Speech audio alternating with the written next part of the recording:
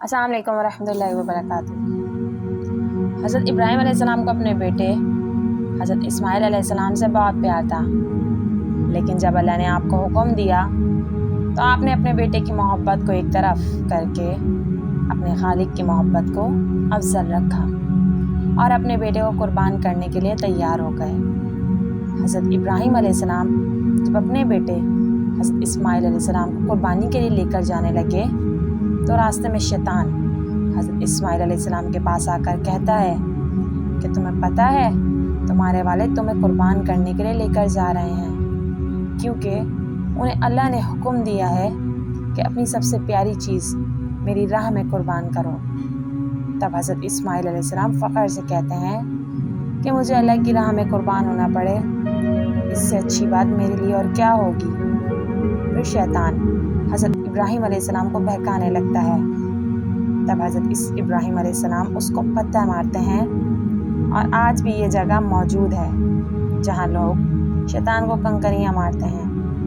پھر آپ اپنے بیٹے حضرت اسماعیل علیہ السلام کو کہتے ہیں کہ اے اسماعیل علیہ السلام، میں آج تمہیں اللہ کی راہ میں قربان کروں گا، تاکہ یہ واضح ہو جائے کہ میں اپنے بیٹے سے زیادہ اللہ سے عشق کرتا ہوں۔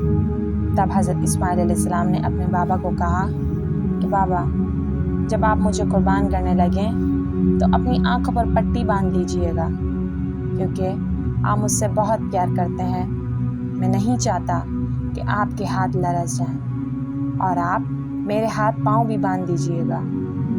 پھر حضرت ابراہیم علیہ السلام نے آسمان کی طرف نظر اٹھا کر کہا کہ یا اللہ، اگر مجھے تیری محبت میں ہزاروں اسماعیل علیہ السلام بھی قربان کرنے پڑتے تو میں حاضر۔ حضرت ابراہیم علیہ السلام جیسے ہی چھری کو پھیرنے لگے تو اللہ پاک نے جبرائیل علیہ السلام کو حکم دیا کہ جاؤ جنت سے ایک خوبصورت جانور لے کر اسماعیل علیہ السلام کی جگہ پر پیش کر دو۔ ابراہیم علیہ السلام اپنے امتحان میں کامیاب ہو گئے ہیں۔ حضرت ابراہیم علیہ السلام نے جیسے ہی چھری پھیری تو خون بہنے لگا۔